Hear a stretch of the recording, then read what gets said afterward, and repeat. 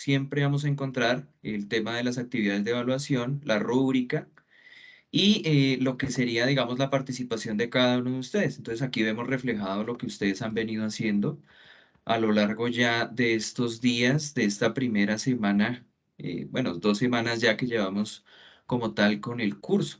Entonces es muy interesante el observar ustedes cómo han participado, cómo han estado muy pendientes, muy presentes dentro del desarrollo del curso. También dentro de lo que es el cuestionario, los que han desarrollado ya la parte evaluativa, que es muy interesante, han tenido muy buenos resultados en su mayoría, con notas sobresalientes, sobre 5, sobre 4, la mayoría en este caso. Hay un promedio de 4,24 de las personas que han participado. Eh, Dentro de lo que será el desarrollo de la clase, valdría la pena decir que hay un respectivo cronograma y que a partir de ese cronograma pues se desarrolla este tema. Bien, dentro del enfoque de la filosofía política en Roma, que es lo que nos compete en el día de hoy, las actividades van a estar abiertas desde el 11 de junio hasta el próximo 21 de junio. Aquí vamos a encontrar un poquito qué es lo que vamos a desarrollar. Por ejemplo, el tema de la breve historia de Roma, algunos recursos, una presentación muy interesante que hace aquí el compañero Michael Méndez y que en efecto determina un poquito lo que son las características, la herencia romana, lo que es en efecto todo este tema de Roma dentro de los diferentes aspectos para su tema de estudio. Valdría la pena decir que ahí está el tema del pensamiento de Polibio, el pensamiento de Marco Tulio Cicerón, uno de los grandes pensadores romanos en su época, y también está todo el tema de la retórica, el Senado, la defensa de la República, y luego cuando viene la época de los emperadores, la aparición del filósofo político Séneca, que en efecto va a determinar desde su visión, Lucio Aenio Séneca, todo lo que sería las visiones ya de lo que es en efecto la crítica al poder mismo de los emperadores, principalmente el poder de Calígula, que será fuertemente criticado por Séneca en su momento, convirtiéndose en uno de los elementos más importantes de lo que en efecto sería este escenario romano. También Séneca en su momento observará lo que fue el mandato de Nerón y obviamente todo lo que sería la controversia, ese legado controvertido que dejó Nerón y Calígula dentro de lo que fue el Imperio Romano. También valdría la pena hablar sobre, por ejemplo, lo que es la teoría general del Estado, una lectura de Karl Lowenstein que vamos a conocer. Aquí vemos las ideas principales, los conceptos, la oratoria sobre este tema y la biografía disponible al respecto. Bien, ya hablando de Lowenstein, acá está el texto, que es un texto muy enriquecedor, sobre todo para el abogado que quiere conocer y entender y también para los filósofos que quieren abordar temas políticos, pues que en efecto determinan un poco lo que serían las características de lo que es la parte de la teoría jurídica y de la teoría del Estado desde Roma.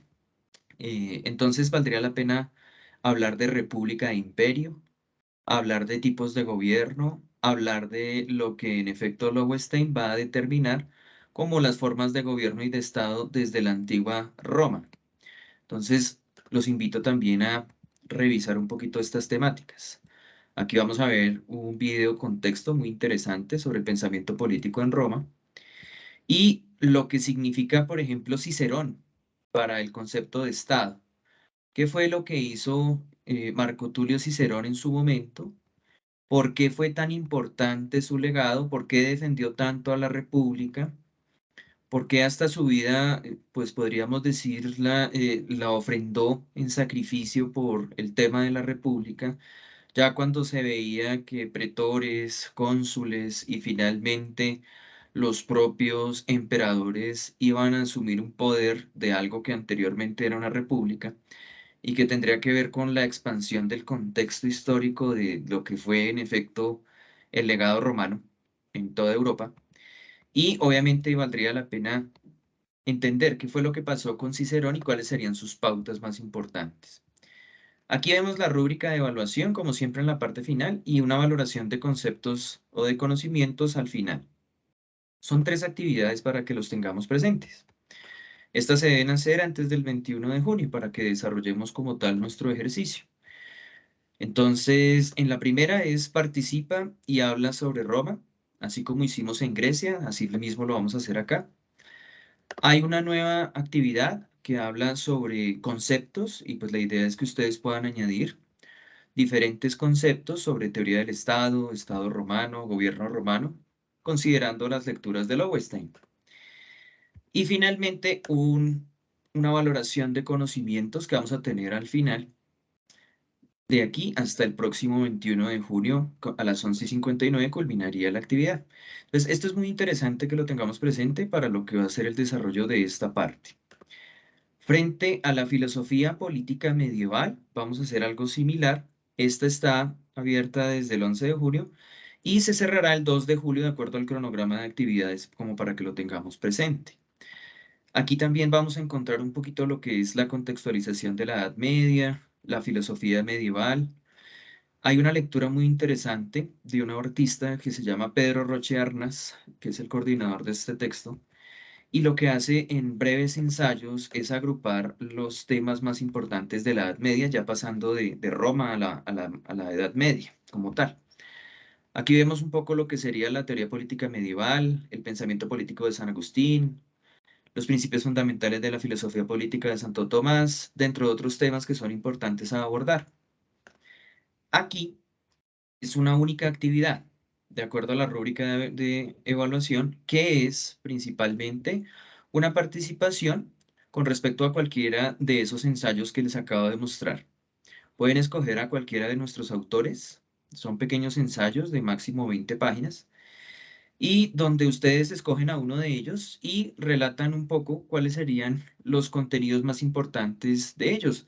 Solamente tenemos que escoger uno solo y de este aportar al debate.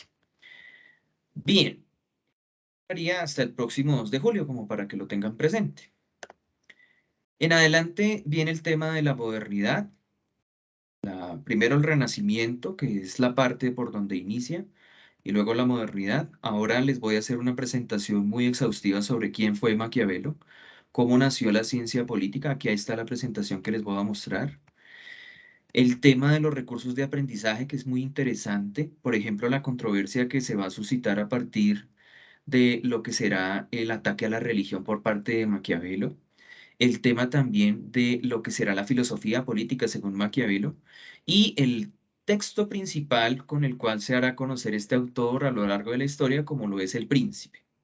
Vamos a ver algunos de sus capítulos y vamos a tener un video con texto sobre por qué es tan importante Maquiavelo, porque en asuntos de gobierno, de ciencia política, de lo que en efecto es el tema de lo que será el desarrollo de la dirigencia del gobierno y del Estado, Maquiavelo es un punto tan central. También vamos a tener un escenario de evaluación. Aquí vamos a tener dos cositas en la rúbrica, principalmente lo que va a ser la participación en el foro y una evaluación o valoración al final de esos conocimientos. Eso es como para que lo tengamos muy presente frente a lo que sería el desarrollo. Les voy a hacer algunas preguntas sobre la lectura de Atilio Borón, sobre la lectura de Maquiavelo y por qué Maquiavelo va a tener, digamos, ese fundamento tan importante. La aperturamos desde hoy y hasta el próximo 13 de julio va a estar abierta, de acuerdo al cronograma de actividades que vamos a desarrollar en nuestra clase. Y por último, y también profundizando en este tema, vamos a ver el tema de la modernidad en dos momentos. Un debate que es muy importante, el absolutismo monárquico frente al liberalismo de la sociedad con la democracia liberal. Y un segundo momento con la Ilustración y la Revolución Francesa, que es muy importante. Recordemos que con la Ilustración y la Revolución Francesa cambia diametralmente lo que sería el devenir de la humanidad, tanto así que se constituyen los modernos y contemporáneos sistemas políticos y se arman lo que serán las democracias actuales y lo que en efecto sería su desarrollo. Para esto vamos a tener una rúbrica de evaluación que va a constar en principio de tres actividades. una de participación en el debate entre Hobbes y Locke, otra en lo que aportaría la Ilustración y la Revolución Francesa, y una valoración de conocimientos a su respecto. Bien, recordemos que para certificarnos como tal en este curso de filosofía política, pues la idea es que participemos de todas las actividades, que damos los recursos y que obviamente podamos entrar a la plataforma e-libre, bien, que es como la base esencial de todo esto. Bien, preguntas frente a lo que acabo de mostrarles, de pronto alguna indicación, algo que quieran conocer, que les haya quedado difícil en estas 2 primeras semanas, algo que quisieran abordar antes de iniciar la explicación. Bien, si de pronto no tienen preguntas, entonces lo que voy a hacer es explicarles de una vez el contenido de algunas partes importantes que he preparado para ustedes. Primero, una introducción a la filosofía moderna, filosofía política moderna, y luego un escenario de lo que será el Renacimiento desde Maquiavelo, como para atizar esfuerzos y mirar un poco lo que serían las miradas desde este filósofo político renacentista, que sería tan interesante de estudiar para lo que será el logro como tal de este tema. Bien, entonces para que lo tengamos muy presente. Entonces, en principio, les voy a mostrar como tal lo que será el tema de la introducción a la filosofía política moderna. Es de trascendencia importante y ulterior que en efecto determinemos un poquito cuáles serían las características de lo que está aconteciendo y por qué la figura del Estado, de la política, se transformó tanto desde Roma hasta la modernidad.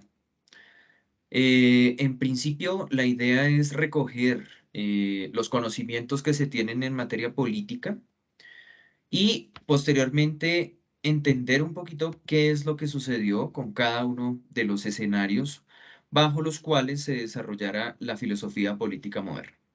Bien, no sé si están viendo ahí la presentación. ¿La están viendo, muchachos? Sí, sí se ve. Perfecto. Bien, dentro de la introducción a la filosofía política moderna, valdría la pena señalar que en principio filósofos de la talla de Aristóteles y de Platón en su momento desarrollaron un escenario de estado de naturaleza, diciendo que el estado como tal era natural a la organización humana, es decir, las sociedades por naturaleza necesitaban de un estado que lo rigiera para establecer así un gobierno y unas leyes y determinar un poco lo que sería la construcción de lo que sería la autoridad o el Estado. Esa primera visión es la que se conoce con el término de teoría naturalista, y ahí se habla de que el Estado es como un organismo natural del que cada ser humano constituye solo una parte. A partir de ahí, el individuo solo tiene sentido dentro del Estado y para el Estado, por lo que los derechos individuales estarían subordinados a los colectivos. Esta es una visión, digamos, muy tradicional de lo que podríamos hablar es el estado de naturaleza. Sin embargo, y valdría la pena tener presente los argumentos, hay una serie de elementos que filósofos griegos como Platón y Aristóteles, como les decía, o como el escolástico medieval Tomás de Aquino, determinaron en una serie de elementos para lo que sería ese estado de naturaleza. En principio se decía que el ser humano necesita relacionarse con otros, que el humano como tal es por naturaleza social y un animal aristotélico está ahí, y que este elemento habla de un lenguaje humano que permite una vida social. Entonces, el Estado es como el ecosistema bajo el cual se va por naturaleza el hombre a asociar para que finalmente pueda sobrevivir. Se dice que el ser humano aislado no puede sobrevivir, necesita asociarse con otros, y por eso se habla de que el ser humano por naturaleza es social. La finalidad del Estado, ante todo, es la supervivencia y no solo ello, sino también el vivir bien en sentido moral de los individuos.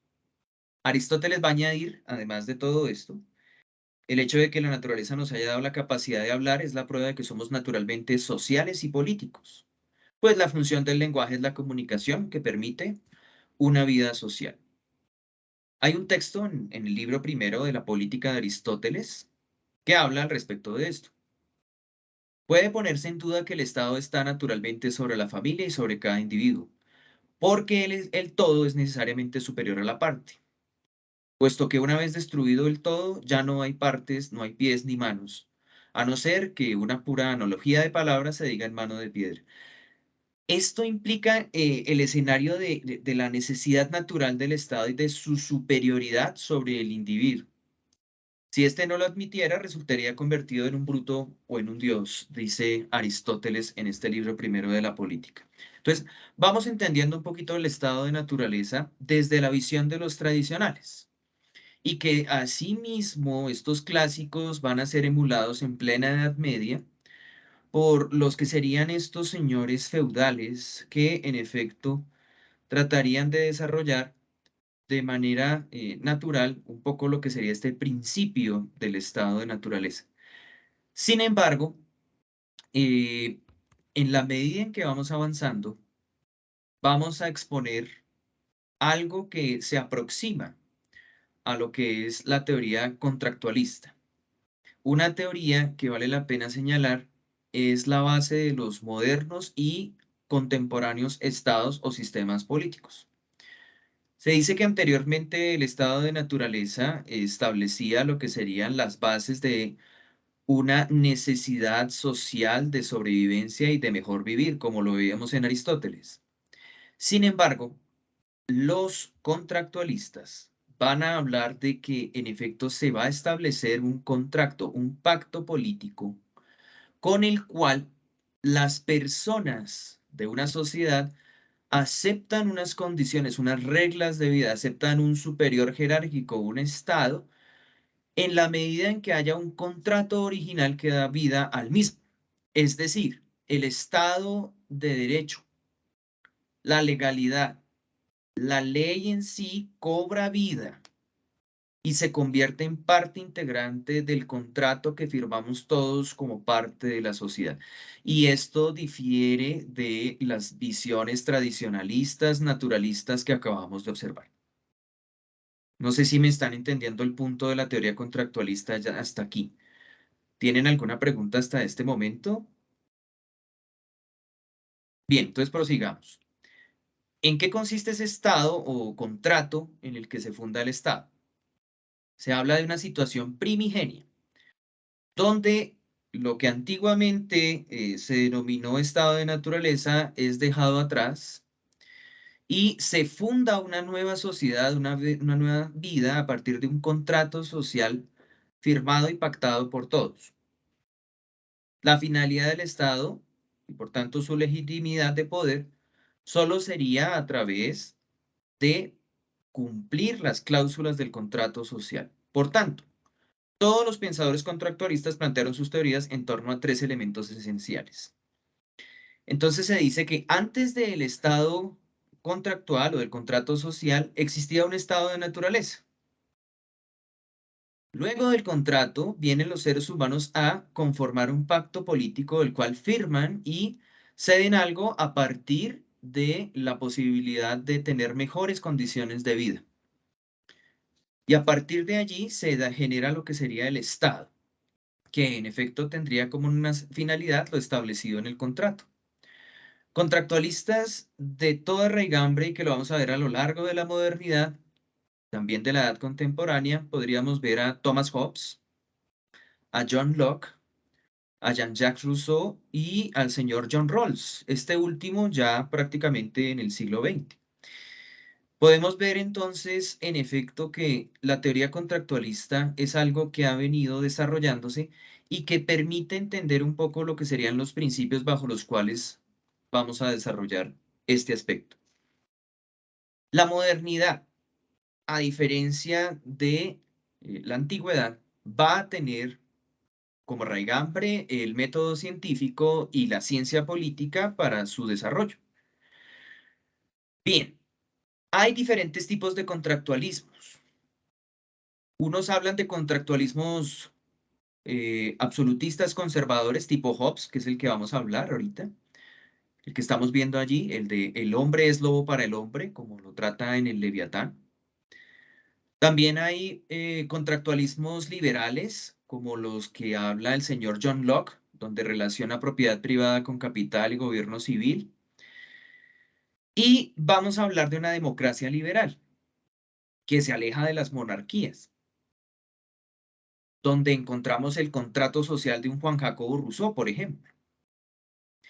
Y también vamos a hablar de la teoría de la justicia encaminada hacia un John Rawls, que es, digamos, el último de los escenarios a venir frente a lo que en efecto es el desarrollo del contractualismo contemporáneo. Entonces, en ese orden de ideas y frente a lo que en efecto es el desarrollo del contrato social como cláusula primigenia bajo el cual se crean los estados modernos y contemporáneos, eso que le llamamos Estado de Derecho, y que asimismo, aunque sean dos palabras sinónimas, implican el compromiso de cumplir con un contrato social. Vamos a ver que son diferentes las formas como ese contrato es concebido. En el texto del Leviatán de Thomas Hobbes, ahí donde decimos que el hombre es un lobo para el hombre, la idea de crear un Estado a partir de un contrato social va a pasar por un modelo absolutista de carácter conservador monárquico, que se funda en cierto poder, si se dice de fuerza, de violencia o de ejercicio de la justicia y de la administración de justicia. Podemos decir que en el Estado moderno, cuando nacieron los modernos Estados-nación, la idea de Hobbes fue la de concentrar el poder en la figura del Leviatán. Y la figura del Leviatán va a estar muy arraigada en absolutismos monárquicos del siglo XVII y siglo XVIII, ¿sí? Un representante histórico del Leviatán en Francia, por ejemplo, podría ser un Luis XIV, el Rey Sol. Con su frase Je suis l'État, yo soy el Estado, lo que quería el señor Luis XIV en su momento era concentrar todas las fuerzas políticas en su poder. Y fue tal el gobierno que concentró y su legitimidad que Luis XIV se convertiría, digámoslo así, en un representante de ese absolutismo monárquico y en un representante también de ciertas ideas jovesianas. Sin embargo, es lo que queremos explicar acá, la idea como tal del desarrollo de Hobbes en su teoría contractualista era determinar a toda costa los principios bajo los cuales iba a regir la vida humana a partir del contrato social, donde el estado de naturaleza podría generar un conflicto entre los hombres.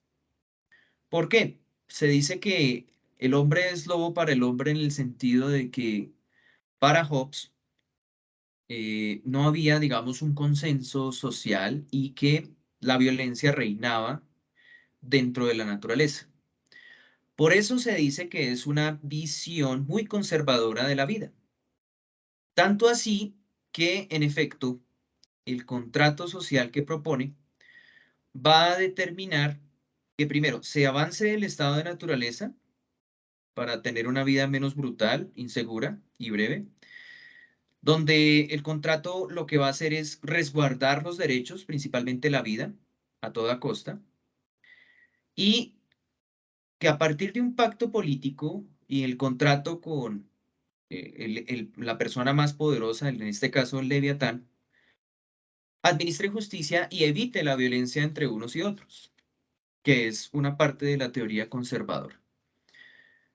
De allí surge la idea básica de una convivencia pacífica entre seres humanos, utilizando para ello el tema del control de la fuerza, que es lo que habla este señor Hobbes.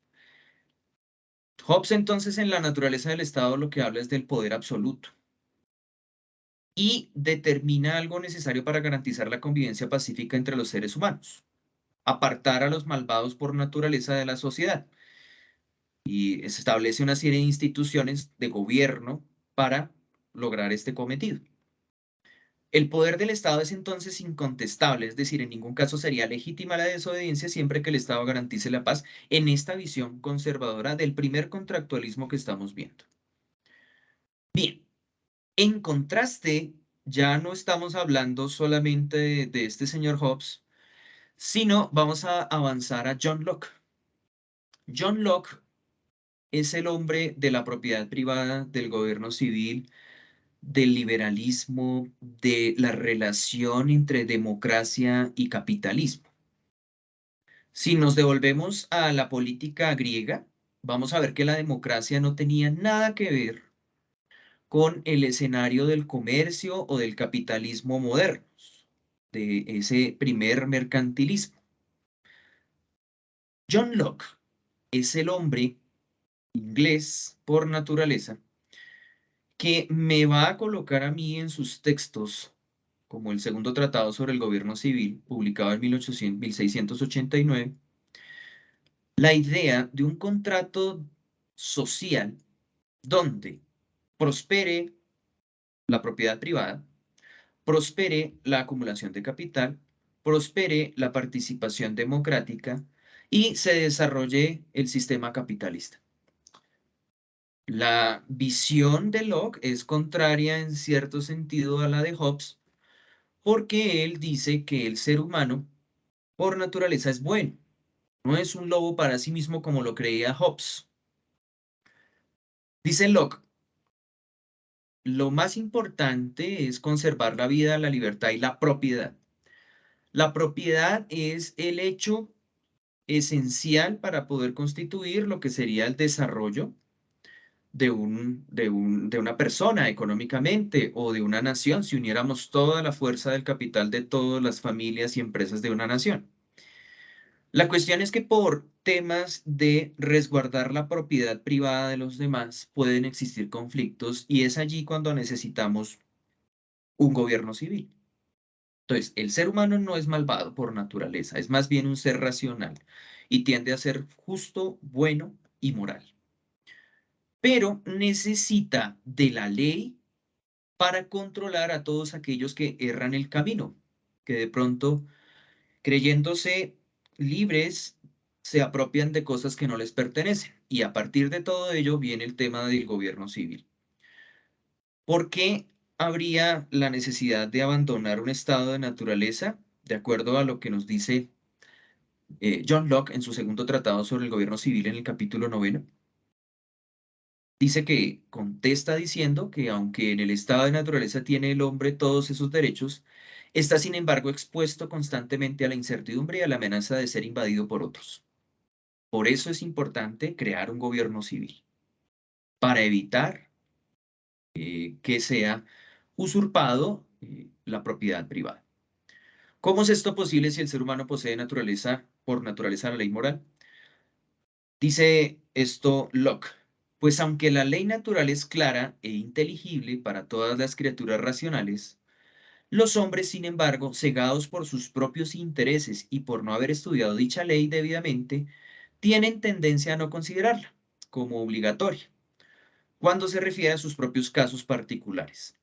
De allí que la respuesta parece clara en el texto, porque en los seres humanos también existe el egoísmo. Para Locke, por tanto, una persona no es por naturaleza ni buena ni mala, pues coexisten en ella los dos principios. ¿El contrato cuál va a ser? De acuerdo al capítulo 9 del Gobierno Civil, el Estado debe asegurar el disfrute de los derechos naturales de los ciudadanos a cambio de renunciar al estado de naturaleza. Y a partir de allí viene lo que será la configuración del liberalismo político, de cierta monarquía parlamentaria, que es lo que todavía redunda en el escenario constitucional británico, y ya de allí avanzar hacia el total liberalismo, ¿no? Ya dejar atrás las monarquías para lo que será el tema de un Juan Jacobo Rousseau. Rousseau tiene muchas obras, una de ellas es El buen salvaje, otra El contrato social, otra El Emilio a la educación. Bueno, hay muchas, pero pues la idea es entender un poquito cómo los franceses ya se separan del poder monárquico. La idea política de ellos es totalmente contraria en la Ilustración a lo que había pasado en Inglaterra. Si ustedes ven el pensamiento hobbesiano y de Locke en su momento, Hobbes totalmente atado al absolutismo monárquico, Locke ya abriendo paso al liberalismo con cierto parlamentarismo monárquico o monarquía parlamentaria, que es un sistema híbrido, mixto, y ya Rousseau yendo hacia la república, yendo hacia lo que en efecto sería el poder presidencial, yéndose a lo que sería la conformación de las primeras repúblicas francesas, después de la Ilustración y obviamente de todo lo que sería el tema de la Revolución Francesa. Rousseau dice que en estado natural, todos habla de lo que sería el tema de que el hombre es bueno y la sociedad lo corrompe, que es una afirmación muy de Rousseau. Se habla del contrato, ¿por qué habría necesidad de abandonar el estado de naturaleza? Según Rousseau, por dos motivos, por buscar una mejor forma de satisfacer sus necesidades en cooperación con los demás y por querer proteger sus propiedades, en lo que coincide con Locke. ¿De dónde surgen, según Rousseau, las injusticias y las desigualdades que observamos en la sociedad? De un contrato engañoso en que los propietarios de una mayor riqueza se aprovechan de la gran mayoría para perpetuar sus privilegios. La culpable es, por lo tanto, la propiedad desigual de los bienes que corrompe al humano y da lugar a una sociedad injusta y deplorable. Por eso, el contrato que se debe indicar viene de la revolución, viene del proceso de un pacto político, un contrato social nuevo que restaure lo que sería la igualdad y los principios de fraternidad y libertad que solo a través de la revolución, según Rousseau, se deberían establecer. Se habla de que todos los hombres somos libres e iguales con una soberanía popular. Prácticamente sería la declaratoria de la Revolución Francesa que, aunada a todo este esfuerzo de la Ilustración, se desarrollaría después de la toma de la Bastilla en 1789. Libertad, igualdad y fraternidad acabaron con la monarquía absolutista e instauraron la República Francesa. Ya hemos visto entonces el trasegar de la modernidad. Primero, la consecución de un Estado-nación que no se basa en la naturaleza, sino en el contrato social. Contrato social que va de lo conservador a lo liberal, parlamentarista monárquico y luego a lo que sería lo liberal republicano democrático. Pasamos de Hobbes a Locke y de Locke a Rousseau. Y Rousseau estableciendo un paradigma de lo que en efecto fue la liberación por completo de la monarquía absolutista para llegar a la república, a esa elección por representantes que en efecto va a emerger dentro de la soberanía popular. Ya para el siglo XX va a venir un autor norteamericano muy importante, el señor John Rawls. Y esto va para los que en efecto quieren avanzar en temas de especialización y maestría en todo este tema de la filosofía del derecho y teoría jurídica. Rawls con su teoría de la justicia rescata el contractualismo del que veníamos hablando, ese que se separó del estado de naturaleza y que a partir de el contrato social determinó la fundación de un nuevo estado y va a poner su teoría de la justicia a partir de la consideración rusoniana y lockeana de ese liberalismo político. Una obra suya se llama así, el liberalismo político. Primero fue la teoría de la justicia, con lo cual va a ganar gran fama y gloria a lo largo de su carrera. Y luego viene el tema de su liberalismo político con el que concluye y mejora muchos de los postulados de la teoría de la justicia. Rawls habla de la posición original, de ese estado natural en la que viene a darse toda sociedad. Viene el tema del contrato también para él, donde en efecto se va a proponer una sociedad más justa e igualitaria. Y viene todo el tema de la naturaleza del Estado. Hay dos principios con los cuales se funda el Estado para Rawls. Desde el velo de la ignorancia, que es un escenario bajo el cual todos vamos a estar en la misma posición. El velo de la ignorancia implica que en el momento de firmar el contrato, ninguno sepa qué capital o qué escenario de capital o qué riqueza va a tener o qué posición política va a tener. Todos vamos a partir de cero. De eso habla el velo de la ignorancia, que ninguno sepa de dónde va a empezar. Ignore su posición social y a partir de eso aplique dos principios para el desarrollo de la justicia social: el principio de la libertad y el principio de la diferencia. Dentro del principio de la libertad habla de que todas las personas deben tener el derecho a gozar de las mismas libertades y en la mayor medida posible, siempre que éstas sean compatibles con las libertades de los demás. Mientras que el principio de la diferencia habla de que las desigualdades sociales y económicas solo están justificadas si benefician a los miembros menos aventajados de la sociedad, algo parecido a lo que hoy se denomina discriminación positiva. Esto debe asegurar de cualquier posición social, debe estar abierta a cualquier miembro en igualdad de condiciones, es decir, que debe existir una justa igualdad de oportunidades. Significa equidad, significa reconocer las diferencias, significa reconocer derechos que por justicia deben ser reconocidos. Este es, digamos, el escenario del Estado para Rawls. Bien, por último, y ya recopilando un poco lo que hemos visto hasta el momento, desde los tiempos primitivos a la Edad Antigua, la configuración de un estado de naturaleza tradicional donde los hombres necesitan para sobrevivir del Estado. Esto se perpetuará en la Edad Media y va a ser repelido desde el Renacimiento hacia la modernidad y a la Edad contemporánea. Veamos qué tipos de estados se conformaron en todo esto. Desde la monarquía al imperio, pasando por el feudalismo, llegando a los modernos estados-nación y a los actuales estados constitucionales, donde la Carta Magna, la Carta Constitucional, es ese contrato de la sociedad que permite establecer la manera como vamos a funcionar de forma política, económica y social dentro de todo lo que sería un país y la construcción de un territorio. Esto es, digamos, la base de la historia del Estado.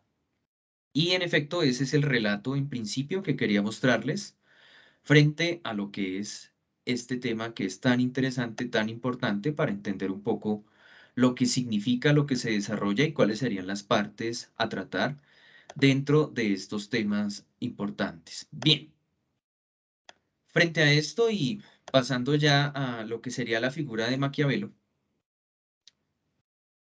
pues voy a hacer la presentación respectiva. Antes de esto, me gustaría de pronto preguntarles a ustedes, ¿qué entendieron por estado de naturaleza? ¿Qué significa el contractualismo?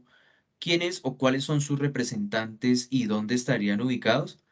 De pronto Michael me puede apoyar hablando un poco del contractualismo y de su escenario frente a lo que sería la política. Michael. Listo, perfecto. Pues me gustaría también escuchar a los participantes que tenemos en esta reunión. Sin embargo, sí quiero hacer un apunte antes de que el doctor Daniel exponga sobre Maquiavelo y que pueda cerrar en el fondo con la visión contractualista sobre el fenómeno de lo político y el poder. Y es lo siguiente. Mm, el contractualismo como pensamiento, como corriente de pensamiento filosófica y política, se reduce o parece verse reducido a la posibilidad de que los individuos en la esfera de lo social firmen un acuerdo tácito de manera simbólica con un ente abstracto para que sea ese ente abstracto el que les asegure los derechos o los bienes más importantes dentro de la teoría clásica del Estado, que son la propiedad privada, la seguridad y la vida, que son esos tres bienes o valores preponderantes dentro de la vida y dentro del Estado moderno. Sin embargo, cabe anotar algo solamente para dejarlo como reflexión para ese análisis que vamos a hacer de fondo y es, si usted mira el panorama político actual, y voy a referirme a un caso en concreto porque pues de eso se trata la filosofía política y es pensar en lo político, Mire usted, cada uno de los que estamos en esta reunión, que el programa de gobierno de la actual alcaldía de Bogotá tiene un nombre muy particular y es por un nuevo contrato social. Yo no sé si ustedes se han preguntado qué quiere decir la alcaldesa Claudia López y todo su equipo de gobierno cuando se refieren a un nuevo contrato social. Si ese nuevo contrato social hace referencia justamente a la teoría rawlsiana del principio de la diferencia, en donde hay un velo de la ignorancia en el cual cada individuo no sabe qué posición ocupa originariamente y desde ahí se puede partir a construir y a distribuir los recursos que una sociedad tiene, o si se refiere a un nuevo contrato social partiendo de la base contractualista clásica en la cual el Estado o el ente que administra es un todopoderoso, para el caso jovesiano, o para el caso de Locke o de Rousseau es un todo, es un ente que está dividido, que tiene funciones asignadas dentro de esa división, pero que también se asegura de garantizar los bienes básicos como la propiedad privada, como la seguridad misma, como la vida. ¿A qué se está refiriendo Claudia López con un nuevo contrato social? Y eso nos debe hacer reflexionar en lo siguiente, estimados participantes, y es, mire, ese concepto de contrato social no ha cambiado. ¿A dónde nos ha llevado la filosofía política? Mire que el doctor Daniel ahorita exponía algo bastante interesante y es el trasegar político e histórico del Estado nos ha llevado a hablar actualmente de algo que se conoce como el Estado constitucionalista. E inclusive hay algunos teóricos que afirman que ya pasamos la etapa del constitucionalismo y que ahora estamos abordando un neoconstitucionalismo, es decir, una nueva corriente mucho más garantista que no solo se aboca al Estado de Derecho, sino que además de eso se rige o se ciñe por principios y valores fundamentales consagrados en instrumentos hasta internacionales. Más adelante les voy a hablar también de algo muy curioso, es mira dónde nos ha llevado ese neoconstitucionalismo y es a pensar en la posibilidad de un constitucionalismo global. ¿Será a ese nuevo contrato social al que se refiere la alcaldesa Claudia López? No sé qué piensan ustedes, el que quiera participar. ¿Qué clase de contrato social es el que está expresando actualmente este tipo de gobernantes? O si se mantiene la figura del contrato social clásico que venía exponiendo el profe Daniel. No sé qué tiene por opinar Alison, Cristian, Guillermo, Einer, Johan, Laura, Miguel, Samir.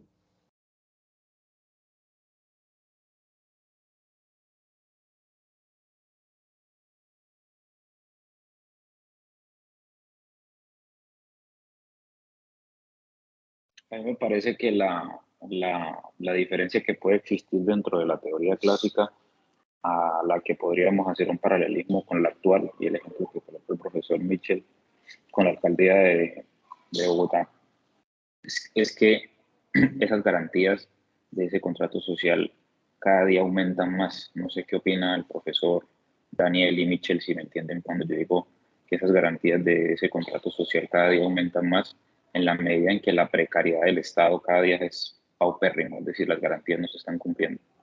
No sé si me hago entender. Sí, totalmente comprensible lo que su merced viene afirmando. Y antes de darle la palabra a alguien más que quiera hablar, o a su merced si quiere complementar a Einer, y es, claro, mire que la teoría, como venía diciendo, la teoría contractual clásica nos dice que el Estado debe preocuparse por la garantía de tres principios bienes básicos: la propiedad privada, la vida y la seguridad de las personas que lo integran. En ese sentido, estos contratos actuales, si se puede llamar así, por supuesto, si seguimos dentro de esta teoría, dentro de este marco teórico, propenden por otro tipo de garantías. Entonces resulta que el Estado ya no tiene que garantizar solamente la seguridad, ya no tiene que garantizar solamente la vida o la propiedad privada, sino ahora hablamos de que el Estado tiene que garantizar el trabajo de las personas. El Estado tiene que garantizar la educación de las personas. El Estado tiene que garantizar un ambiente sano de las personas. Y si quieren, lo seguimos estirando mucho más, porque inclusive ya se está discutiendo si la garantía del ambiente de las personas incluye derechos a la naturaleza o derechos de los animales y si eso hace parte de las deberes o las funciones del Estado. Es un Estado que parece estarse ampliando en sus funciones, pero resulta que usted introduce un concepto muy importante y es que, oiga, es que el Estado parece estar abandonando toda la esfera de lo público. El Estado parece estar en crisis. Entonces, ¿cómo manejamos esa dicotomía ahí? Pensemos un poco, hagamos filosofía política.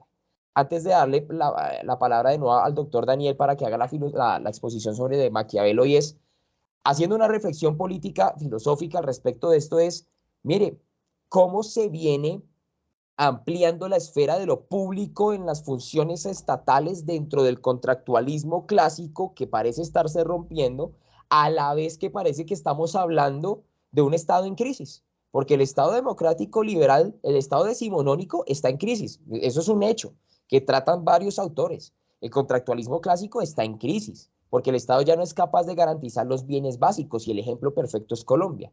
Pero a la vez le estamos asignando más funciones garantistas al Estado, porque le pedimos al Estado trabajo, le pedimos al Estado salud, le pedimos al Estado educación, o eso se ve marcado dentro de lo clásico. O ampliamos la noción de seguridad clásica a una noción de seguridad humana como viene desde el PNUD de 1994. No sé, ahí se lo dejo para la reflexión y pues no sé si alguien más quiere opinar o seguimos con el doctor Daniel para la exposición sobre Maquiavelo. Doctor Andrés, me gustaría complementar una cosa y es que si lo que usted menciona completamente me adhiero a ese comentario y también entonces es dar un poquito de pretexto frente al Estado y es decir, si bien esas garantías o esas tres ejes principales del contractualismo clásico se van aumentando, cualquier tipo de Estado, sin llegar a colocar el ejemplo de Colombia, podría llegar a siempre estar a la vanguardia de proteger todas esas libertades y derechos en la medida en que van creciendo día a día. Es decir, hace 100 años no teníamos la misma exigencia frente al Estado del contrato social que podemos tener ahorita. Y muy seguramente de aquí a 100 años van a nacer otros derechos, otras libertades que vayamos a querer exigir al Estado y que no vaya a poder sufragarlas. Y así puedo seguir, como usted decía, el derecho a la salud, el medio ambiente. Podríamos acabar aquí toda la clase hablando de todo lo que podríamos decir al Estado. ¿Realmente es capaz el Estado de satisfacer eso? Y bueno, un neoliberal le respondería que no. Y desde el consenso de Washington le diría, bueno, hay que reducir las capacidades del Estado, porque el Estado no puede hacerse cargo de todo, entonces tenemos que privatizar. Y entonces los teóricos dicen, listo, perfecto, la privatización del Estado responde a esas teorías contractuales en las que nosotros como individuos le cedemos al Estado, pero el Estado también está en capacidad de negociar. Pero otros dirían, no, eso no es tan cierto. Y una respuesta de eso es el Estado social de derecho.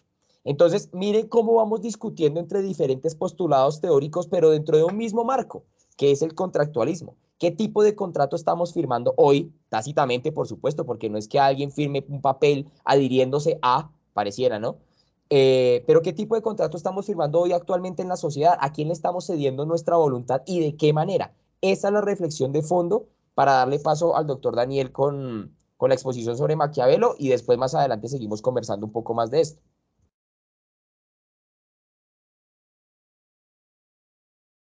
Bien, gracias Michael y a Heiner por sus participaciones. Sí, la idea es que a futuro, dentro de la retórica del contrato social, se alcance la amplia gama de derechos bajo la cual, pues, digamos, se aporte a una mejor sociedad. Obviamente que esto es gradual y depende también de las sociedades y de la forma como ese contrato social se pacte. Por ejemplo, Colombia, no es lo mismo hablar de la Constitución de 1886 a hablar de la Constitución de 1991. Por dar muchos ejemplos, podríamos decir que los derechos humanos allí instaurados en la Carta Constitucional que ya lleva 31, 31 años exactamente de instaurada, pues en efecto no son los mismos que habría en la Carta Constitucional de 1886.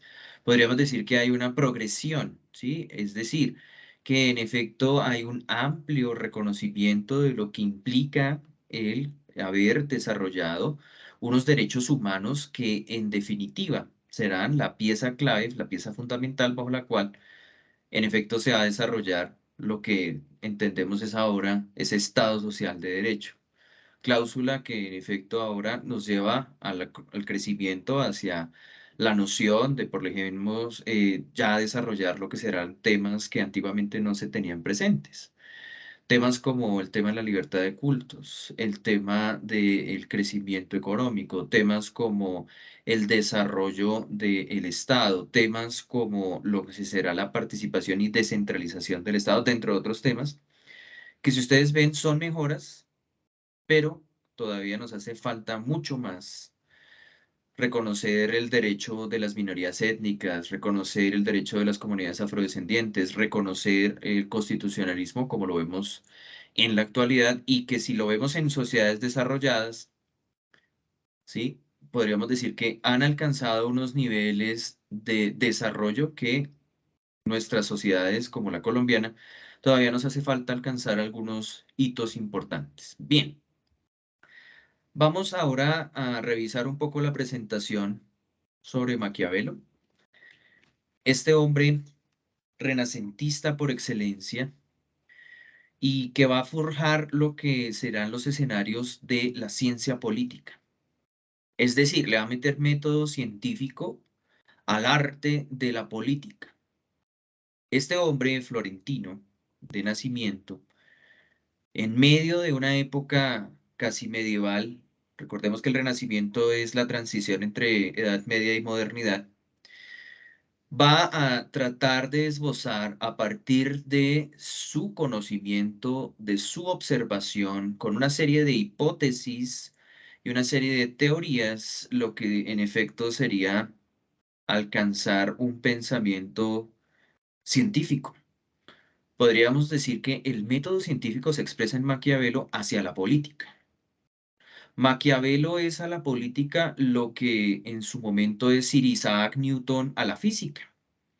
Es decir, va a tratar de desarrollar un sistema coherente científico de observaciones, hipótesis y teorías para configurar los tipos de gobierno, los tipos de Estado y por qué hay una doble faz en lo que en efecto es el desarrollo del gobierno y del Estado. Porque el político tiene facetas. ¿Por qué desarrolla todo esto?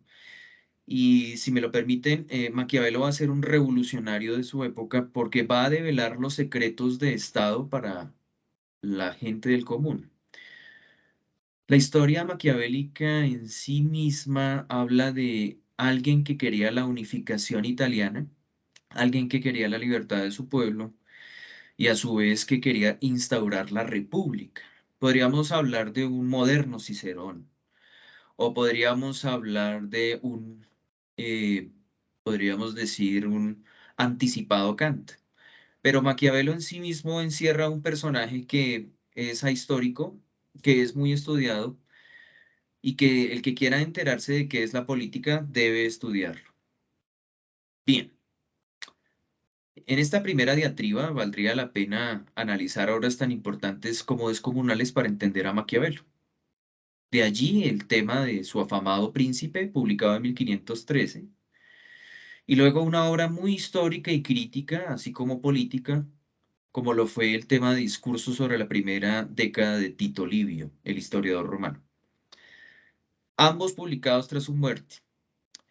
Esta parte habla principalmente de la concepción de poder en el príncipe de Maquiavelo y lo que sería el llamado a la historia que hace Maquiavelo para determinar con el historiador Tito Livio qué y cómo se configuraría la república nuevamente en Italia.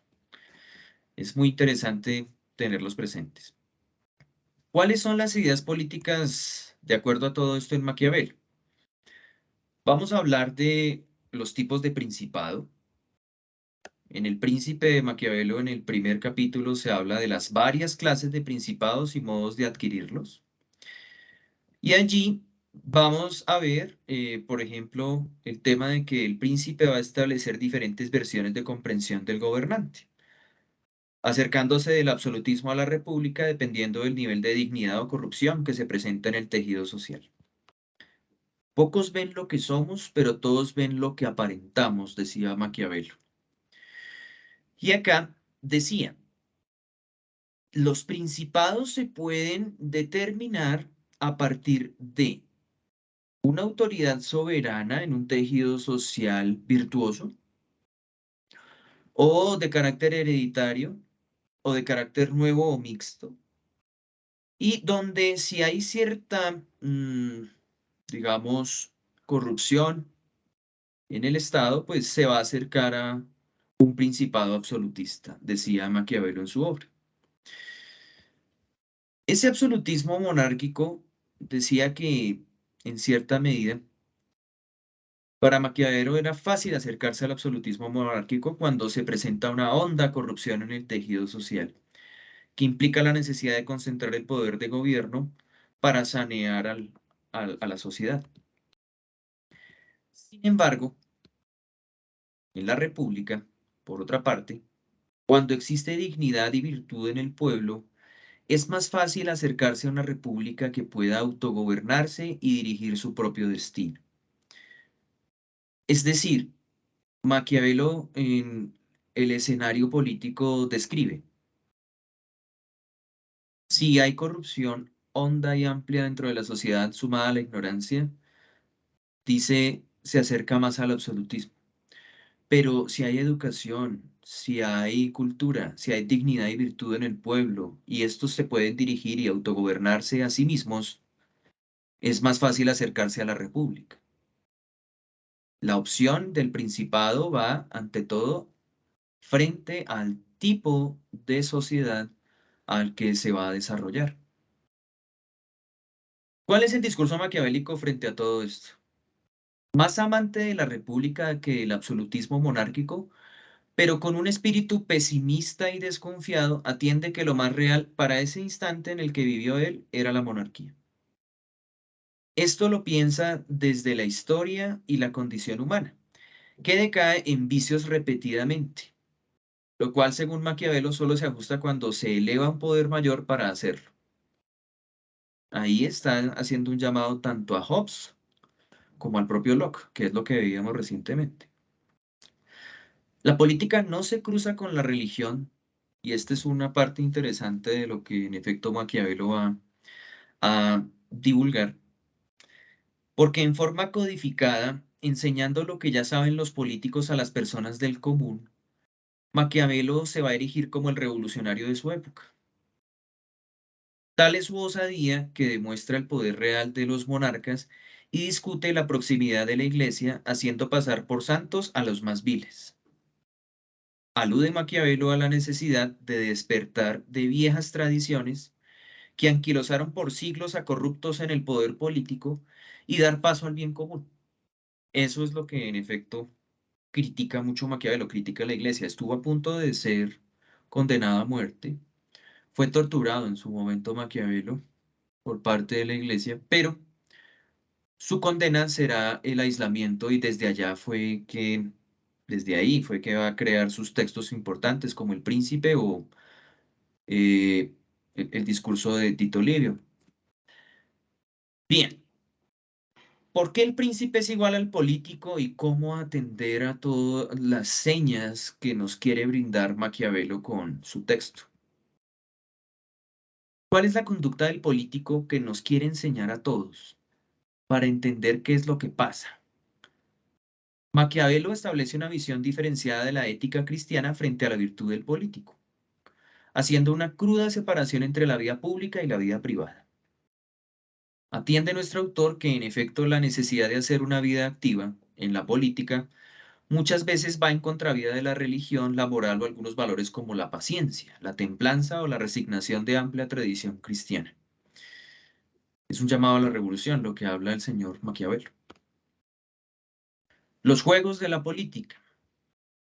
Aquí asevera Maquiavelo que muchas veces es mejor ser temido que amado, sin llegar al odio. Configura un papel del político que asegura la vida de todos, pero guarda un cierto respeto por la autoridad y la potestad de la virtud, sin que ésta se confunda con la ética cristiana. Participa de la política y entiende los juegos de intereses que se mueven a su alrededor, siendo vanagloriado en situación de beneficio y vilipendiado en situación de zozobra, debilidad y necesidad. Maquiavelo aquí atiende a los gobiernos fuertes. Para una sociedad y para su prosperidad es importante que el gobernante sea fuerte y que a la vez que sea amado sea temido, según Maquiavelo, para el respeto por la autoridad y la potestad de la virtud. Una virtud que se aleja de esa ética cristiana y que habla de la sagacidad, de la elección, de la oportunidad política. Dice que cuando el político se aleja de esa fortaleza y empieza a ser debilitado en su imagen, empieza a haber una situación de zozobra y de necesidad y de debilidad, este comienza a ser objeto de burlas, de vilipendios, de malos tratos, de señalamientos. Un gobierno débil lleva a la ruina a las sociedades, decía Maquiavelo. Un gobierno que no genera respeto ni autoridad tiende a generar dificultades a la sociedad que dirige. De ahí la virtud. Virtud para gobernar. De acuerdo a Maquiavelo, en el escenario de la actuación del político, en determinados casos se alude al político y su animalidad o su virilidad.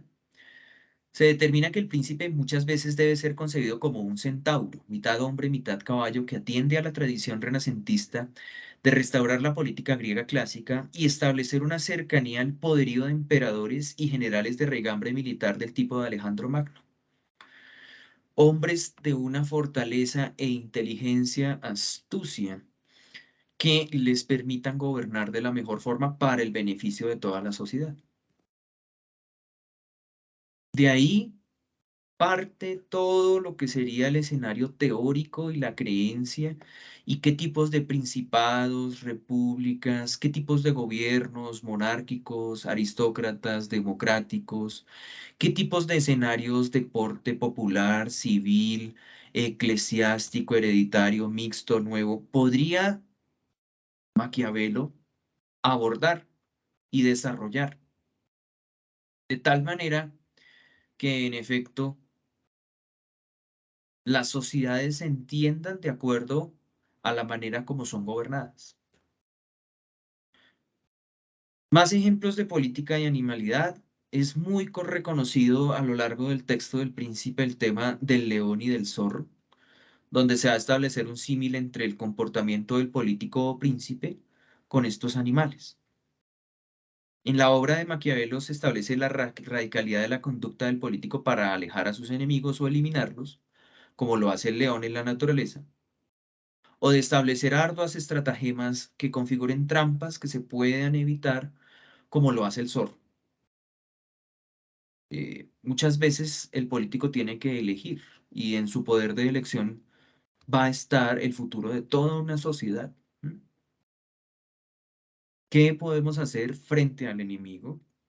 ¿Nos comportamos como el león? ¿Lo atacamos directamente? ¿O nos comportamos como el zorro, que de manera astuta plantea toda una estrategia para no dejarse vencer? Bien, la política es ante todo una elección humana. El éxito o fracaso de los políticos en su andar por el poder puede definirse en su modo de comportamiento ante las diferentes circunstancias que se le presenten. A su vez, el político que no quiera ser prontamente destronado debe saber leer las situaciones que afronta y evitar errar en sus elecciones, puesto que al quedar destronado puede crear una situación insalvable para él y para el pueblo que gobierna. Hay pueblos que han desaparecido de la faz de la tierra en cuanto a la debilidad del gobierno que afrontaron en su momento. Hay países que ya no existen o que se unificaron a una nación distinta y que ahora determinan otro derrotero. Es el caso de muchas de las sociedades que existían anteriormente en Europa y que en la medida en que tuvieron que doblegarse ante otros escenarios de unidad nacional, pues fueron desapareciendo. Hay muchos casos a nivel mundial. Por ejemplo, el tema de los catalanes en España, de los vascos en España, o el tema de los escoceses, galeses o norirlandeses en Gran Bretaña. O, por ejemplo, el caso de la multiplicidad y atomicidad de lo que antiguamente era una Yugoslavia y que ahora se atomizó en pequeñas repúblicas, tipo Croacia, Serbia, Montenegro, Kosovo, entre otras. ¿Qué pasa? En el momento en que decidimos qué hacer como políticos, debemos asumir las consecuencias de los actos y entender que como políticos tenemos la responsabilidad de llevar a cuestas a toda una sociedad. como quien firma un tratado de libre comercio con una potencia internacional y luego amarra a su pueblo a condiciones de pobreza y miseria. Un pueblo que dependía de la agricultura y que ahora importa productos agrícolas, ¿sí? De acuerdo a la firma de ese tipo de tratados con potencias internacionales. Entonces, ¿dónde está el tema? ¿Cómo es el comportamiento? ¿Cuál es la elección humana? ¿Cuál es la responsabilidad del político frente a su sociedad? ¿Y cómo detenta ese poder político que pueda llegar a proteger lo que es la estabilidad de toda una sociedad, de todo un país dentro de lo que sería este escenario? Bien, de ahí la virtud.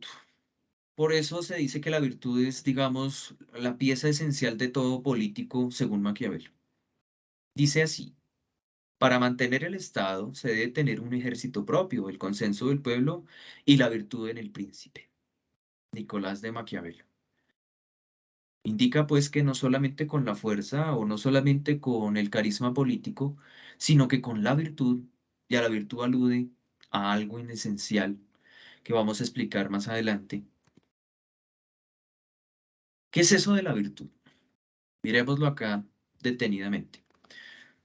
Maquiavelo quiere darle fuerza activa a la política y evitar que se recaiga en la parsimonia y el pacifismo. Para encontrar la verdadera senda política, el príncipe debe ingresar en los campos de lo éticamente bueno y lo éticamente malo para hallar la virtud. Debe distanciar su vida privada de su vida pública y hacer en el terreno de lo político lo que no es bien visto en el terreno familiar. Alude a la traición, alude al juego de poderes, alude a reemplazar tradiciones por hechos objetivos que reinicien la libertad, todo en aras del bien común. Habla, por ejemplo, de casos en específico, Atilio Borón en su texto sobre Maquiavelo, de que si, por ejemplo, Bolívar o, por ejemplo, Santander o el mismo general de San Martín no hubieran traicionado al ejército español en su momento, la libertad de las Américas no hubiera sido posible, para darle un ejemplo de qué es lo que está hablando Maquiavelo. Es decir, la virtud va a estar en el propósito de la política. ¿Para qué hacer política? ¿Y dónde va a estar el bien común? ¿Sí? Lo mismo va a pasar, por ejemplo, con los revolucionarios en Francia o con los revolucionarios en los Estados Unidos o con los revolucionarios en Gran Bretaña, en Inglaterra principalmente. Si no hubieran traicionado la tradición, si hubieran quedado de forma parsimoniosa y pacifista aceptando lo que en efecto se les ponía a colación, no hubieran tenido la virtud para lograr la libertad y el bienestar común. A eso alude la virtud en Maquiavelo. Bien, ¿por qué esa distancia de la ética y la moral para hablar de la virtud política del príncipe? En el juego de la política, en muchas ocasiones, las elecciones distancian a los virtuosos de los correctamente bien intencionados. Según Maquiavelo, se llega a un momento en que la astucia reemplaza la moral, el engaño determina el éxito frente al enemigo y la traición establece una nueva república. Es la cuestión, digámoslo así, del escenario de lo político en el príncipe, algo por lo cual después a Maquiavelo se le reconocerá por una frase que nunca dijo ni nunca escribió: el fin justifica los medios, que es como un resumen en cierta medida de lo que se quiere decir dentro de sus textos, pero que en efecto nunca lo dijo Maquiavelo de esa manera.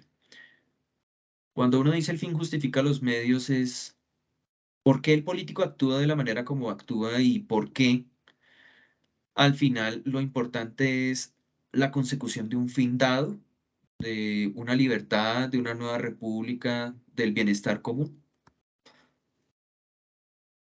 ¿Por qué se le adjudica una frase no escrita en su obra? Digamos que en términos generales la frase no dicha por Maquiavelo, esa del fin justifica los medios, atiende a una forma de ver la política como herramienta que genera los cambios necesarios para pasar de una situación de opresión, angustia, pobreza y necesidad a una situación de libertad, desarrollo y riqueza, que era en definitiva lo que quería lograr determinar nuestro autor en toda su obra, que es lo que quería con Italia, principalmente Maquiavelo.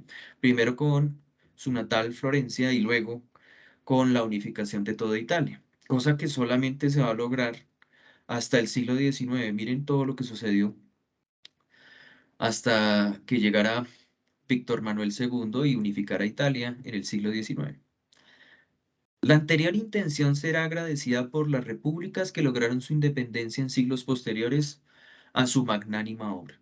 Podríamos decir que lo que alude Maquiavelo y todo esto, en definitiva, toda esa consecución, clasificación, desarrollo científico, hipótesis y el surgimiento de todas estas teorías va en últimas al tema de por qué la política es como se presenta y cómo es que se desarrolla esa política dentro de diferentes aspectos de la vida cotidiana.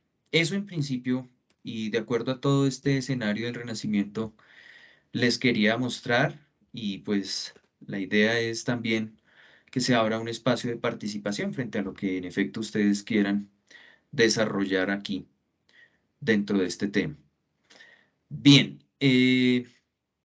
ante todo, pues agradecerles la asistencia a este evento de sincrónico, determinar un poco lo que sería este tema y con Michael de pronto debatir un poco lo que serían las características de la filosofía política renacentista desde Maquiavelo. Michael, ¿qué nos queda dentro de lo que sería ese escenario de Maquiavelo, del Renacimiento, y qué le podríamos preguntar a nuestros estudiantes? Perfecto, doctor Daniel. Entonces, para ir cerrando la exposición y esta clase sincrónica, no sin antes pues agradecerle su asistencia, quiero primero retomar unas ideas de lo que se habló en esta sesión, muy brevemente, para desembocar en lo que discutíamos con Einer hace algunos minutos, que es cómo se está viendo esta filosofía política renacentista que se aboca al contractualismo, eh, y de qué manera podríamos transfigurarlo a lo que hoy se refiere como a la filosofía política contemporánea. Entonces, no sé si en este momento están viendo mi pantalla. ¿Me pueden confirmar, por favor? Sí, la estamos viendo. Perfecto.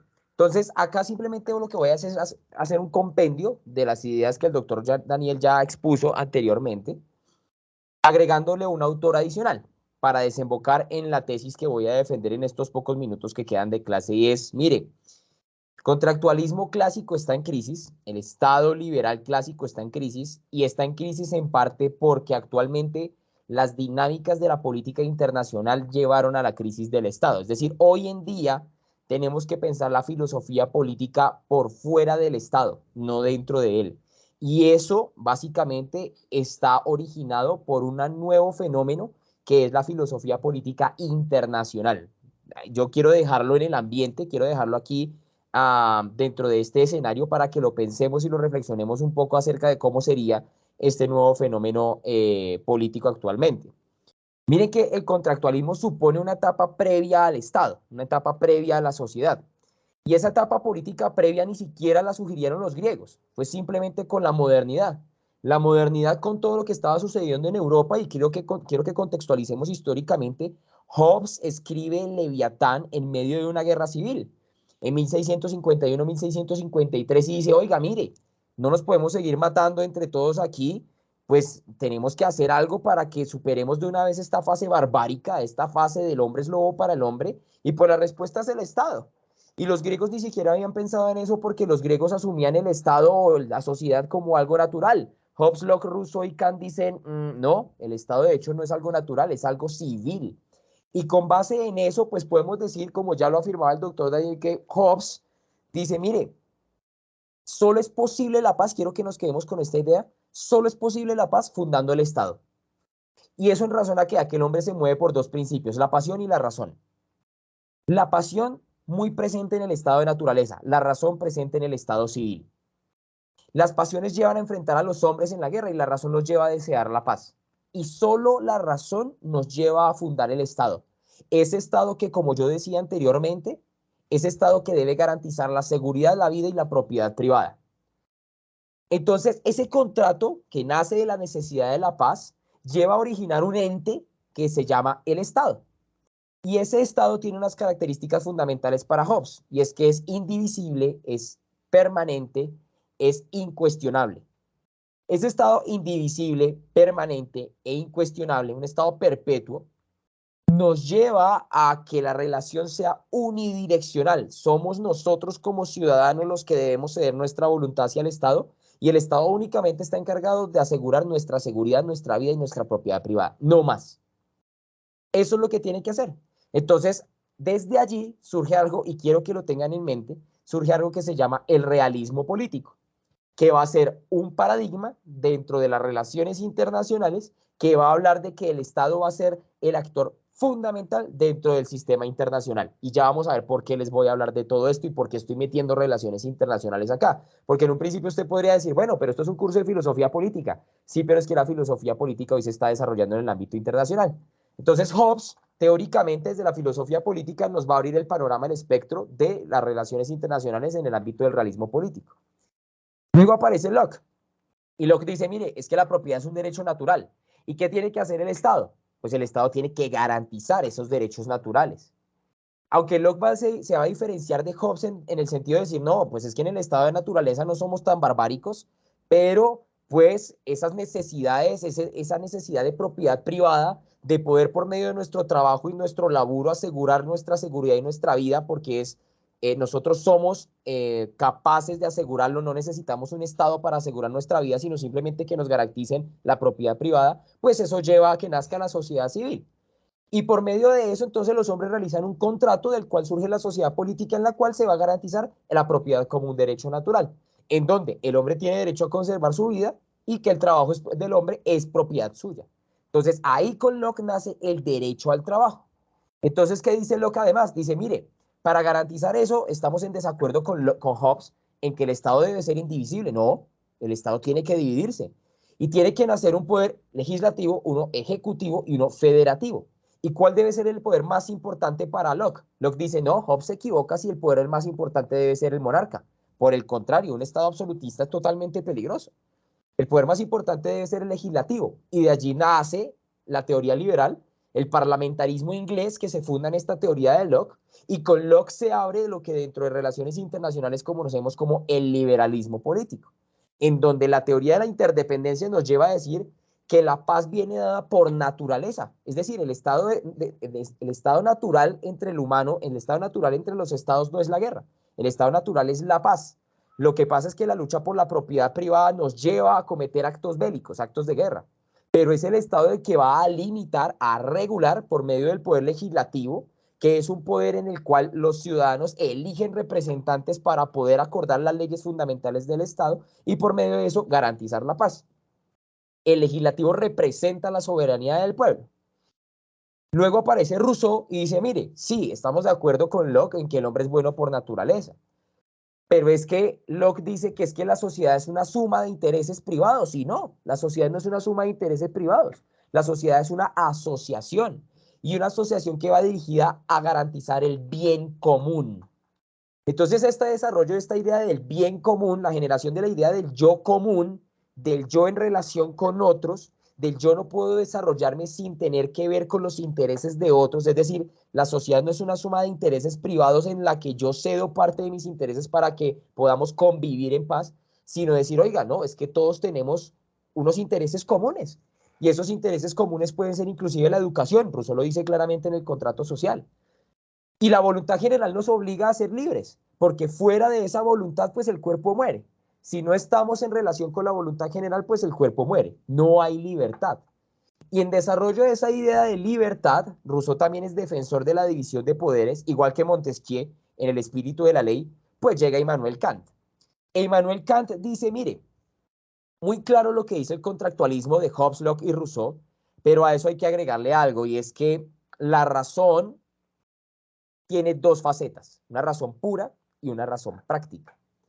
Y esa razón pura es la que nos lleva a nosotros a firmar un contrato totalmente racional en el que haya un consentimiento de todos los ciudadanos respecto de un orden jurídico determinado que es ficticio y que la paz no es la condición natural del hombre.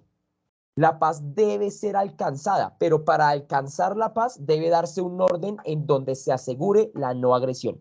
Es decir, es la juridización del contrato social. Si usted me está siguiendo la argumentación, usted va a concluir algo al respecto, y es, oiga, desde Hobbes hasta Kant, fue evolucionando el proceso paso a paso hasta positivizar el contrato social. Entonces, antes pareciera que el contrato social es algo ficticio, algo que simplemente nace de la naturaleza y de la necesidad de garantizar la vida. Pero con Kant ya encontramos que no es tan ficticio, ¿sabe? Que el orden jurídico nos puede asegurar la no agresión. Y entonces, ¿cuál viene a ser ese contrato social? Esa unión de conjunto de hombres bajo leyes jurídicas. Esas leyes jurídicas que nos aseguren la libertad, que nos aseguren la paz y la convivencia. Mire que Kant, como Hobbes, considera que las naciones se encuentran en un estado natural de guerra, pero que las naciones deben encontrar la forma en cómo llegar a un contrato social superior entre naciones. Y ahí es donde van ustedes atando cabos. Un contrato social entre estados, entre naciones, que asegure el mínimo de guerra posible y un estado de paz mundial. Entonces, ¿cómo llegamos ahí? Mire que la paz no es la condición natural del hombre, debe ser alcanzada, repito. Pues ahí llegamos, dentro de esa positivización del contrato social, llegamos a la idea de constitución. Entonces, a usted, si se le ha hecho familiar, usted dice, oiga, sí, mire que la constitución resume todo este conjunto de ideas. La Constitución resume en ese ordenamiento jurídico que nos va a garantizar un marco legal, un marco normativo dentro del cual los ciudadanos podemos actuar y dentro del cual vamos a limitar todas nuestras actuaciones para garantizar la seguridad, garantizar la vida, garantizar la propiedad privada, pero además de eso, garantizar nuestra libertad. Y si el pueblo es soberano, pues una decisión no puede ir en contra del soberano. Eso es una idea totalmente rusoniana. Mire lo que dice Kant. Legisla de tal modo que los principios que fundamentan tu legislación sean tales que los ciudadanos hubieran podido dar su consentimiento en un contrato originario. Y pues allí con esta idea de constitución, dice Kant que para lograr la paz perpetua, y quiero que pongan mucha atención a esta idea de Kant, para lograr la paz perpetua debería existir una sociedad de naciones organizadas en forma republicana, nunca fundirse en un solo Estado, ya que sería violar la soberanía del Estado-nación. Es decir, para Kant todavía es clara la idea de la soberanía hobbesiana, pero él es muy claro en afirmar que la idea de paz internacional debe basarse en una sociedad de naciones organizada en forma de republicana. ¿Les suena familiar? Claro, la Organización de Naciones Unidas. Pareciera ser que esa idea de paz perpetua, esa idea de constitución republicana, caló profundamente en la idea de la Organización de Naciones Unidas. Y mire lo que dice Kant, la humanidad avanza teleológicamente hacia ello con el desarrollo de un derecho cosmopolita. Entonces parece que el contrato social, estimados participantes, ya no solamente es del ciudadano hacia el Estado, sino que fue mutando hasta el punto de encontrarnos la idea de un contrato social internacional, en el que el Estado como individuo actor, agente del sistema internacional, puede negociar dentro de un ente ficticio sus intereses racionales dentro de la sociedad internacional o dentro del sistema internacional. Allí, en ese sentido, podemos remitirnos a una idea que yo les traigo actualmente. Y es, mire, hay un proceso actual que es el proceso de constitucionalización del sistema internacional. Y ese proceso de constitucionalización del sistema internacional nos trae a nosotros algo muy interesante, y es, desde 1945 la estructura del sistema internacional parece haber cambiado. Y parece haber cambiado porque entran en la órbita del pensamiento político internacional la construcción de órganos superiores al Estado, algo nunca antes visto. Yo creo que Hobbes, Locke y Rousseau nunca se hubieran imaginado que el hombre, que la sociedad civil iba a llegar a un punto en donde iba a construir organismos supranacionales que limitaran la soberanía del Estado. Entonces se replantea ese paradigma realista de las relaciones internacionales en las que el Estado era el único actor. No, pues parece que ya no. Parece que hay principios y valores que vinculan a los Estados a cumplir cierta normativa internacional y de la cual no pueden zafarse. Es decir, pareciera que hubiera un leviatán superior. ¿Y cómo cambia ese paradigma teórico en las relaciones internacionales? Pues de un realismo en el cual el espacio del sistema internacional es eminentemente estatal a la existencia de cooperación y la tendencia a la integración de los actores. Pareciera que Locke tiene razón. Pareciera que el sistema internacional no necesariamente tiene que vivir en permanente conflicto. Pareciera que los actores viven en una relación de interdependencia mutua en la que el escenario menos virtuoso posible, para traer las palabras de Maquiavelo, es el conflicto. En ese sentido, entonces, surge un derecho internacional positivizado en instrumentos como, por ejemplo, los derechos humanos en 1948. Yo les traigo una pregunta para que usted vaya reflexionando. ¿Será que los derechos humanos hacen parte de una especie de constitución republicana de la que hablaba Kant? ¿Será que esos derechos humanos en 1948 hacen parte de ese nuevo contrato social del que yo les hablaba?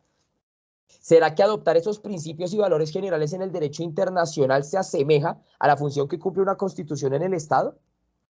Entonces, mire cómo ese contractualismo lo hemos traído acá a decir, oiga, parece que el contractualismo clásico de Hobbes, de Locke, de Rousseau, se positivizó. Parece que el contractualismo clásico de estos tres autores, si quieren incluimos a Montesquieu y a Kant, pues mutó en la forma de una constitución. Y que lo que nosotros firmamos ya no es un ente abstracto ficticio, sino es la adhesión a una constitución, a unos valores, a unos principios claros, sistemáticos. ¿Cómo estamos pensando, estimados participantes, el poder actualmente? Ya no lo estamos pensando solamente en función del Estado, lo estamos pensando en función de el yo como agente de la comunidad internacional. ¿Cómo yo como individuo interfiero o hago parte de los procesos de decisión de la comunidad internacional? Es que eso es filosofía política. Pensar en las formas del poder, en cómo yo soy agente del poder a nivel internacional y a nivel nacional. Cómo ha trastocado, cómo se ha abierto el panorama transnacional del individuo como partícipe de los procesos de decisión del sistema internacional. Dos conclusiones rápidas. Mire que diferentes autores han sostenido que en efecto la ONU ha cumplido con ese propósito principal de garantizar la paz y la seguridad del sistema internacional. Y se ha abierto un gran panorama para la cooperación e interdependencia de los estados. Pareciera que sí. Pareciera que originalmente ese contrato social internacional ha servido. Pero pues tenemos que la ONU no ha podido solucionar numerosos conflictos regionales o locales y que esos conflictos regionales o locales han llevado a la crisis no solo de este modelo de paz republicana de Kant a nivel internacional, sino que ha llevado a la crisis del mismo Estado. Yo quiero invitarlos a leer un libro para ir cerrando este tema. Y es, mire, hay un autor que se llama Víctor Manuel Moncayo y el libro se llama El Leviatán derrotado. El prólogo es de Tony Negri. Y en ese libro Moncayo dice algo fantástico y es el Estado Nacional derrotado. Y cito textualmente la página 97. Del nuevo orden imperial, dice Moncayo, el monstruoso leviatán bíblico de la teoría jovesiana ya no solo sale transformado, como en los cambios camaleónicos de otras fases históricas del capitalismo, sino en verdad disminuido y derrotado, pues pierde su principal atributo, la soberanía, y continúa diciendo, el mundo global y en medio suyo, las grandes corporaciones transnacionales han vencido la autoridad y la jurisdicción de los estados-nación. Sin embargo, la derrota no significa su fin. Siguen existiendo y siendo necesarios para la conducción de los intereses colectivos del capital, pero a partir de una reformulación profunda de su quehacer, que los redefine como forma social o abstracción real de la sociedad capitalista. No estamos ante el panorama caótico que algunos imaginan, ni mucho menos frente a su sustitución por un superestado imperial. Mire lo que dice Moncayo en este libro del Leviatán derrotado. Dice lo que decía Einer. El Estado hoy está en crisis, pero ¿cómo solventamos la crisis del Estado liberal clásico? Y parece que la respuesta la tiene el derecho internacional o la política internacional. ¿Será que estamos abriendo una era de filosofía política internacional en la cual empezamos ya a hablar de un contractualismo internacional? ¿Será que ya el Estado no es lo suficientemente capaz de garantizar todos estos derechos y libertades clásicos de la modernidad del Renacimiento, sino que además tenemos que garantizar otro tipo de escenarios, otro tipo de ámbitos, pero ya a esfera internacional? ¿Cómo queda el papel del individuo en función del contrato social clásico? ¿Será que queda relegado? ¿Será que el individuo sí es un agente dentro del sistema internacional? Miren que son preguntas totalmente interesantes que tenemos que hacernos actualmente dentro de esta construcción del contrato social actual. Miren lo que dice Guillermo. Dice, ¿cómo podría pensarse aquel postulado contractualista del derecho a la resistencia en las nuevas construcciones contractualistas de los estados modernos? ¿Cómo se configura ese derecho a la resistencia? Para Hobbes es imposible porque el Estado es indivisible, es perpetuo, es incuestionable. Pero parece que en Locke, en Rousseau, el Estado puede ser cuestionable.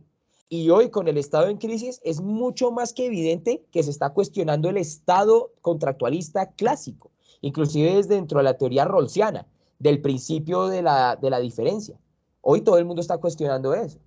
Y es claro en afirmar que el contractualismo clásico está quedando en desuso, pero parece que, así como está quedando en desuso dentro del Estado-nación, parece que se está usando a nivel internacional. Aunque Marty Koskeniemi le diría a usted no, porque simplemente el sistema internacional responde a lógicas hegemónicas de un país que es hegemón, por ejemplo Estados Unidos, en el cual su poder es primero, es el poder prevalente sobre el sistema internacional y nada lo va a cuestionar. Parece que Estados Unidos es ese nuevo leviatán contemporáneo que nadie puede cuestionar. Pero entonces los liberales dirían, no, mire que el poder clásico sí puede ser cuestionado y Estados Unidos hoy lo está cuestionando. Entonces mire cómo la filosofía política se va ampliando y cómo llegamos a la tesis que yo les decía a ustedes al inicio. Hoy se está abriendo un nuevo panorama de filosofía política internacional, donde ya estos postulados contractualistas clásicos no se pueden reducidos al Estado, sino que el Estado estando en crisis tiene que encontrar respuestas a nivel internacional y pareciera estarles encontrando, porque además de eso contamos con un aspecto, y es que el capitalismo parece ser un sistema bastante resiliente, supera las crisis con una facilidad increíble. ¿Cómo podemos entonces pensar nosotros el contractualismo clásico que hemos visto en esta sesión del día de hoy? ¿Cómo podemos responder a todas estas preguntas? Porque pues la filosofía es de generar preguntas. Yo quiero dejarles a todos ustedes esas dudas. Espero haberles podido aportar dentro de esta discusión, dentro de este escenario que acabamos de discutir el día de hoy, porque pues todas estas teorías no se pueden quedar relegadas en el pasado, sino que tienen una aplicación directa sobre la actualidad y de cómo todas estas teorías, estos teóricos políticos, filosóficos clásicos han abierto el panorama de nuevas discusiones en otras disciplinas, como por ejemplo las relaciones internacionales, como por ejemplo la política, por ejemplo, de cómo pasamos de discutir si el contrato social o nuevo contrato social que pretende un ente local como la alcaldía de Bogotá puede tener aplicación o es ambivalente con respecto a esta teoría neoconstitucionalista del sistema internacional. Yo les dejo esas dudas, no sé si alguien quiere opinar, hablar, aportar al respecto, me gustaría escucharlos para ir cerrando la sesión del día de hoy.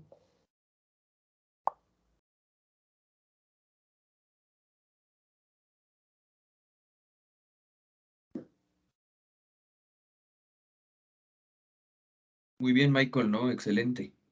Pues a mí me gustaría escuchar de pronto lo que serían el pensamiento, las visiones de lo que ustedes han desarrollado hasta el momento. Por ejemplo, Alison Valentina Muriel, ¿qué entendiste de lo que explicamos frente a lo que fue el desarrollo de la clase en el día de hoy?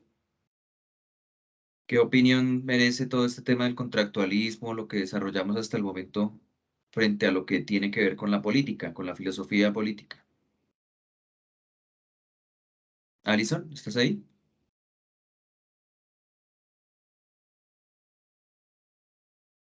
O de pronto en el caso de Heiner, de Miguel Ángel, de Samir. Doctor Daniel, yo tengo Sí, un aporte y pues adhiriéndome completamente a la exposición que usted hizo y también el doctor Michel Andrés, es que si bien ese contractualismo clásico es sumamente interesante evaluarlo y estudiarlo, porque en la medida en que se conozca y se pueda criticar, se puede entender una reforma contractualista que se puede llegar a dar en el siglo XXI. Y esa es la misma pregunta que hacía cuando usted empezó a explicar Maquiavelo, y pues claramente abusivamente, porque no tengo el conocimiento que ustedes mencionan, pero yo creo que sí existe o debería existir como una revolución teórica en poder dar esa respuesta. Las posibilidades de derechos, de garantías y demás avanzan tan rápido que un Estado tan obsoleto y ese contractualismo obsoleto no responde a esas necesidades que el Estado debe de diariamente y continuamente respetar y poder garantizar. Ese es mi comentario, no sé si se me entiende. sí, muy bien. Pues obviamente la idea es entender un poco qué es lo que pasa en el Estado, ¿sí? A lo que usted resuelve, entender un poco qué es lo que está pasando en la actualidad, qué pasa con los estados contemporáneos, cuáles serían las características de esos estados y obviamente lo que se presenta dentro de este escenario. Bien, muchas gracias por su participación, Heiner, a Michael, a todos los integrantes acá del curso. Pues la idea era hablar sobre la política, la filosofía política de Roma a la modernidad y que ustedes desarrollen lo que serían las actividades del curso. Recordemos que con el desarrollo de estas actividades obtendrán los correspondientes certificados y lo que en efecto sería ya la parte final, que recordemos, nos volveríamos a encontrar de manera sincrónica hasta el 1 de agosto y en esa fecha pues tendremos la oportunidad ya de revisar lo que será la filosofía política contemporánea con la profesora Natalie Niño y un profesor chileno invitado que nos va a hablar de diferentes escenarios de la filosofía política contemporánea. Ya después del primero, tendríamos oportunidad de desarrollar las actividades hasta el 4 de agosto y sobre el 8 de agosto cerraríamos nuestro curso con la correspondiente certificación. Entonces, de manera sincrónica y se les irá recordando actividades vía WhatsApp y correo electrónico, lo que en efecto será el desarrollo de cada una de las actividades y recursos disponibles. A su vez, esta conferencia que hemos tenido en el día de hoy la vamos a guardar y vamos a pasar su contenido como hicimos en la primera presentación. Entonces, les agradecemos mucho su presencia y nos encontraremos más adelante nuevamente en este escenario de la filosofía política. Que estén muy bien, una feliz noche. Hasta luego. Hasta luego, gracias. Hasta luego a todos. Profe. Una feliz noche, que estén muy bien.